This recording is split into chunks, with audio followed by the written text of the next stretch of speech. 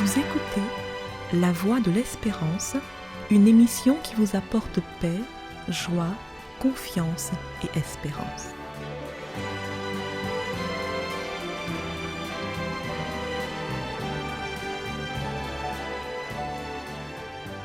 Bonjour la Guyane et bonjour à tous depuis la Guyane. Pourquoi seulement 1 sur 12 ? En janvier, faisons une pause avec l'alcool. C'est le slogan qu'on voit fleurir un peu partout depuis 7 ans, chaque mois de janvier. Chaque année, en janvier, des millions de personnes partout dans le monde font une pause dans leur consommation d'alcool.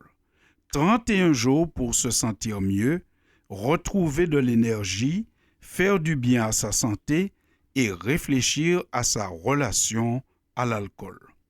Alors que la consommation d'alcool reste une cause de mortalité importante, une campagne citoyenne positive et motivationnelle fait la démonstration de son efficacité depuis 7 ans.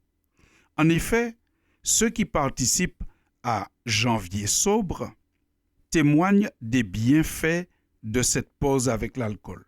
54% d'entre eux constatent une amélioration de leur bien-être mental.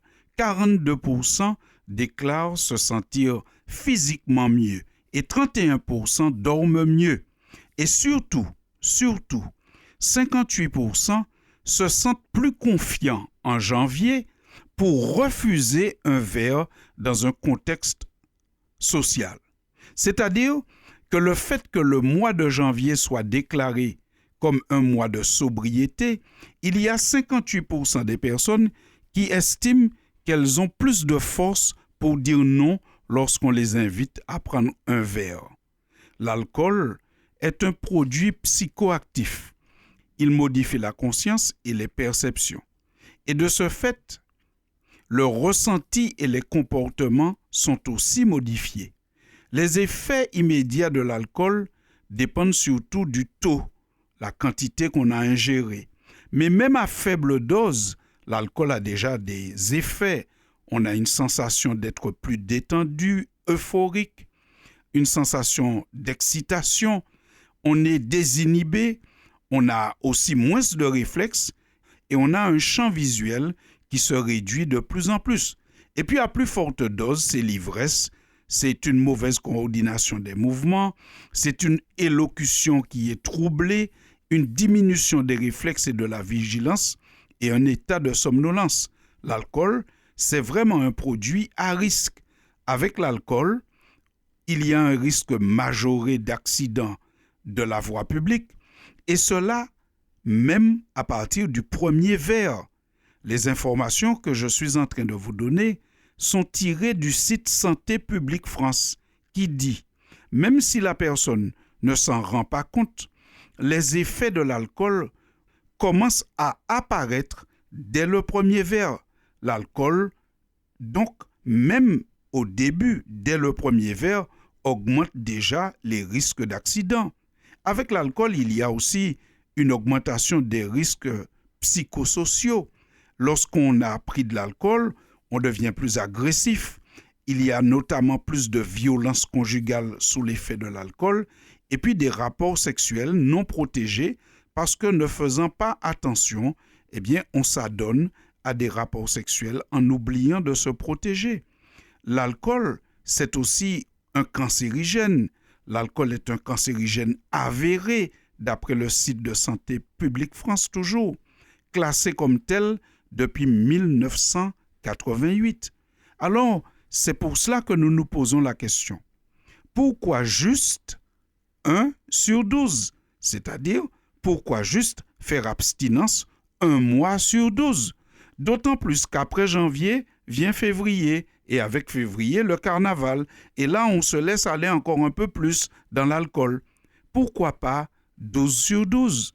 Pourquoi ne pas être abstinent 12 mois sur 12? On a lu, on a entendu les effets négatifs de l'alcool. Donc, être abstinent 12 mois sur 12, ça ne peut être que bien pour la santé de chaque personne, mais aussi bien pour la santé de la société.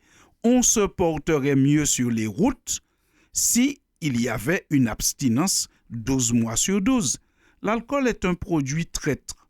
C'est vrai qu'il peut avoir une bonne odeur, un bon goût, mais dans la Bible, notamment dans le livre des Proverbes au chapitre 23, il y a une description des effets de l'alcool où il nous est dit « Ne regarde pas le vin quand il brille ou quand il mousse dans ton verre. Il coule facilement dans ta bouche, mais à la fin, il mord comme un serpent, il pique comme une vipère. Tu verras des choses bizarres et tu diras n'importe quoi.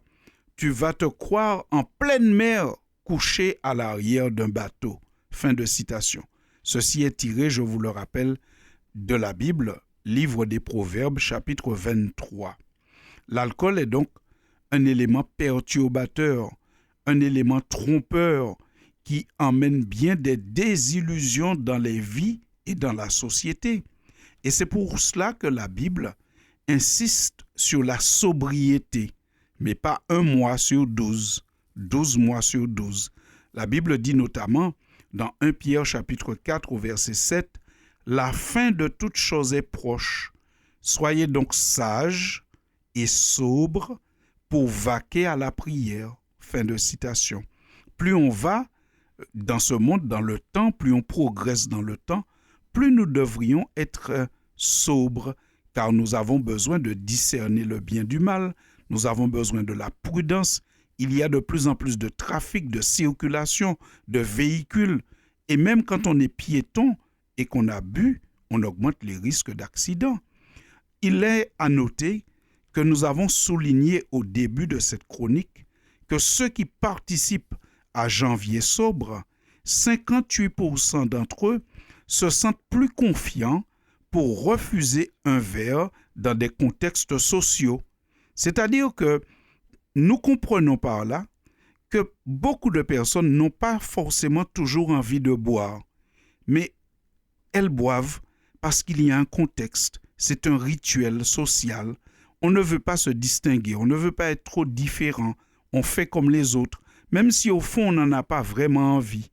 Mais, chers auditeurs, nous sommes appelés à être dans cette société forts, ne pas être la photocopie de qui que ce soit.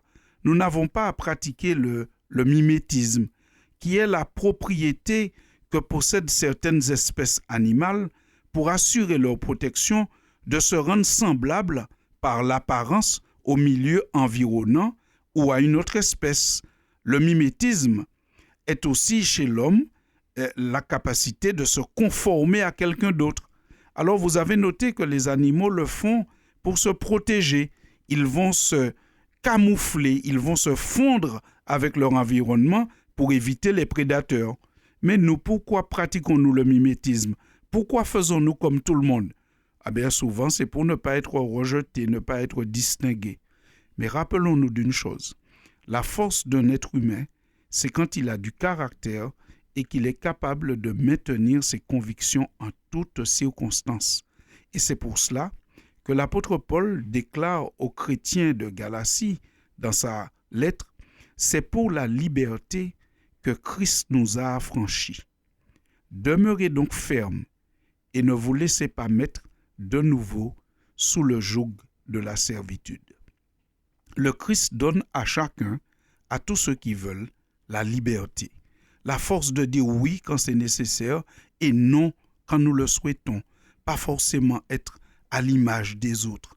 Alors, ce que nous pourrions faire, c'est baisser le verre et élever le Christ, parce que l'alcool cause des problèmes et le Christ donne la vraie liberté, la force d'être soi-même en tout lieu et en toutes circonstances, en harmonie avec ses convictions. Sur ces paroles, chers auditeurs de la Voix de l'Espérance, je vous remercie de votre attention et j'espère que nous serons non pas 1 mois sur 12 sobres, mais 12 mois sur 12. À très bientôt pour une prochaine édition.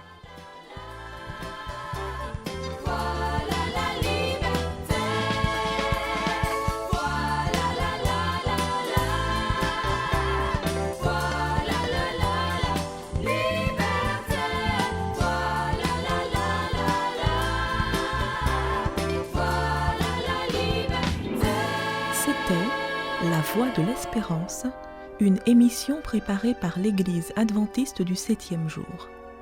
Si vous désirez avoir une copie de la causerie d'aujourd'hui, demandez-la. Elle vous sera donnée gracieusement. Écrivez à La Voix de l'Espérance, boîte postale 169 97 324, Cayenne, CEDEX, ou téléphonez au 0594 25 64 26. Merci chers auditeurs et à bientôt.